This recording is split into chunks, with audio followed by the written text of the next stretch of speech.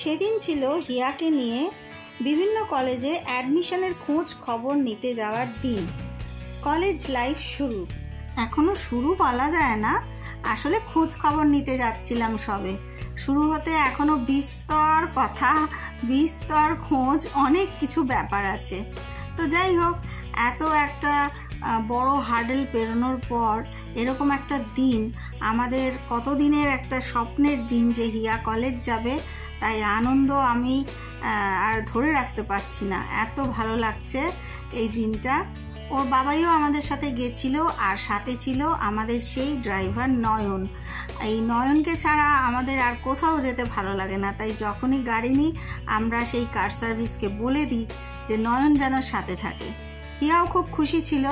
Actually কলকাতায় কিছু কলেজের খোঁজ নেব, তোমাদের যেরকম বলেছিলাম, রেগুলার কোর্স এবং ডিস্টেন্স কোর্স দুটোতেই নেব। তার কারণ হচ্ছে আমাদের কথা আছে বা ইচ্ছে আছে একটু শিফট করার। কোথায় শিফট করব এখনই বলছি না।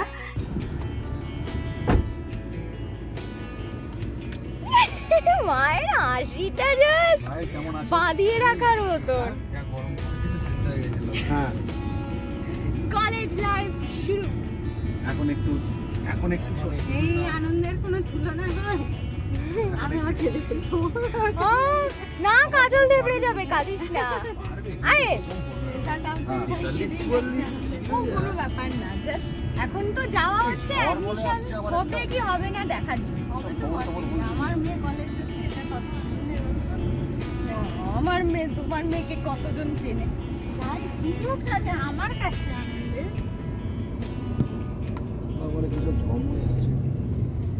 ইয়ে আসছে, ওই যে রেমাল বাবাইকে বল। এই যে বাবাই, কেমন লাগছে মেয়ে কলেজের লাইফ শুরু হতে চলেছে?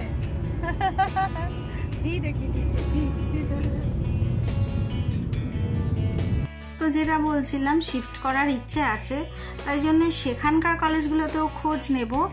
আর এই সমস্ত খোঁজ খবর নেওয়ার জন্য একটা দিন আমাদের স্কুলের পরে প্রত্যেকের জীবনেই থাকে, যেদিন আমরা কলেজের খোঁজ নিতে বেরোই। আমিও বেরিয়েছিলাম, সেগুলোই মনে পড়ছে। আমরা প্রথম ঢুকলাম রবীন্দ্রভারতী, কারণ এটা আমরা যেখানে থাকি আমাদের বাড়ির খুব কাছে রবীন্দ্রভারতী বিশ্ববিদ্যালয়।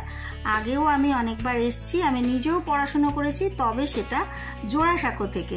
এই মরকতকুঞ্জে যখন এই রবীন্দ্রভারতী ট্রান্সফার হয়ে গেল, তারপরে একবার এমনি বেড়াতে এসেছিলাম, আর আসা হয়নি। বিশ্বভারতীতে এতবার গেছি, হিয়া বিশ্বভারতী এতবার দেখেছে, কিন্তু রবীন্দ্রভারতীতে কোনোদিন হিয়া আসেনি। এই প্রথম আমাদের হিয়াকে নিয়ে রবীন্দ্রভারতীতে আসা।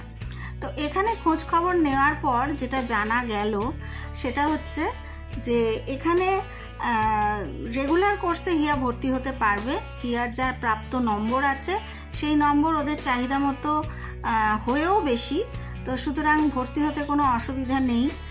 আর ডিস্টেন্স কোর্স যেটা, সেটার জন্য যেতে হবে সল্ট লেকে খোঁজ নিতে। রবীন্দ্রভারতীর ভেতরটা এত সুন্দর, আমরা সেটাই বলছিলাম। আমার হাজব্যান্ডের এর উল্টো দিকেই জাস্ট ও স্কুলটা ছিল। সারা লাইফ ও যেখানে স্কুল করেছে, ওর স্কুল লাইফটা, সেটার গল্প করছিল যে তখন রবীন্দ্রভারতীটা এখানে হয়নি, এখানে ও মাঠে খেলতে আসতো। তো ওর স্কুলটা ছিল BT road government sponsor school. তো তারপরে আমরা দেখলাম জিনিসপত্র নামছে, ইউনিভার্সিটির বইপত্র, সেই সব দেখতে দেখতে আমরা চললাম খোঁজ খবর নিয়ে আবার ডিস্টেন্সের খোঁজ করতে সল্ট লেকে। আসল কথা হলো হিয়া ফাইন আর্টস নিয়ে পড়বে বা অথবা ইংলিশে অনার্স নিয়ে পড়বে, যে কোনো একটা। তো সেই জন্যে সেই সব স্ট্রিমেরই আমরা খোঁজ খবর করব। খুব একটা মানে রেগুলার কলেজ যাওয়া, হেকটিক জার্নি, অনেক দূর কলেজ আর আমি চাইছি না, কারণ স্কুল লাইফটা অনেক হেকটিক গেছে হিয়ার। অনেক দূরে দূরে স্কুল ছিল, প্লাস পরীক্ষা দিতে গিয়েও তোমরা দেখেছো আমাদের ডানলপ থেকে কল্যাণী অনেকটা দূরত্ব ছিল, কিভাবে আমরা যাতায়াত করেছি।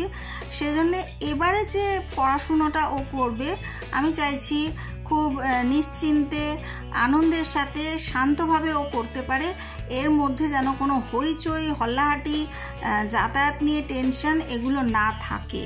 তো রবীন্দ্রভারতীটা যদিও আমাদের বাড়ির খুব কাছে, কিন্তু তবুও রবীন্দ্রভারতীতে পৌঁছতে গেলে কিন্তু আমাদের বাড়ি থেকে মানে ডানলপ থেকে আসতে হবে সিঁথি অটোতে করে, এবার সিঁথি থেকে আবার বাসে বা রিক্সা করে আরও 2টো স্টপেজ গিয়ে তবেই এই ইউনিভার্সিটিটা পাবো।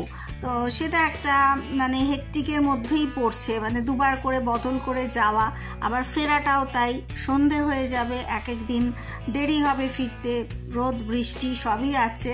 তো সেগুলো মাথায় রাখতে হবে, 12 মাস কলেজ করবে, 4 বছর প্রায়।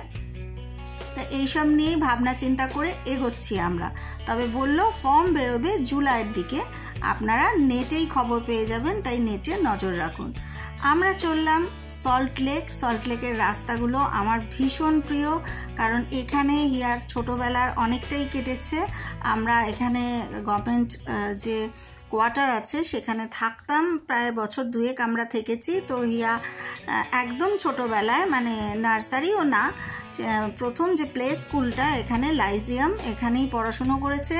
আর সল্টলেকের রাস্তাগুলোর সাথে শান্তিনিকেতনের রাস্তার খুব মিল লাগে, ছোট ছোট রাস্তা, এপার ওপার করা যায় খুব সহজেই। আমাদের বিটি রোডের মতো একটা ভয়ঙ্কর ভিড় বা জ্যাম বা রাস্তা পেরোতে, বিরাট রাস্তা, সেই পেরোতে একটা অস্বাভাবিক ভয় লাগে, সেই ব্যাপারটা নেই। 4 দিক থেকে গাড়ি ধেয়ে আসছে, 4টে রোড দিয়ে, জোন দিয়ে, সেই ব্যাপারটা নেই। তো এই জন্যে আমার সল্টলেকে থাকতে বা সল্টলেকের রাস্তা দিয়ে চলতে খুবই ভালো লাগে। আইল্যান্ডগুলো একটু চেনা হয়ে গেলেই কিন্তু আর গুলিয়ে ফেলার ব্যাপার নেই। অনেকেই ভয় পান সল্টলেকে আসলে যে আমরা গুলিয়ে ফেলি রাস্তা, কিন্তু আইল্যান্ডগুলো যদি নাম জানা হয়ে থাকে বা একটু আশেপাশে দেখে নিয়ে চেনা হয়ে যায়, তখন আর এটা গুলিয়ে যায় না। আমারও প্রথম হতো, কিন্তু পরের দিকে আমার অভ্যেস হয়ে গেছিল। আমরা থাকতাম 14 নম্বর ট্যাঙ্কের কাছে, জলের ট্যাঙ্কের কাছে, আইসি ব্লকে, নিকো পার্কের দিকে। তো সেই সব গল্পগুলো করতে করতেই আমরা এগোচ্ছিলাম। হিয়ারও এটা খুব প্রিয় জায়গা। এরপরে আসছি সল্টলেকের কিছু ইউনিভার্সিটির খবর নিয়ে। দেখতে থাকো GHS।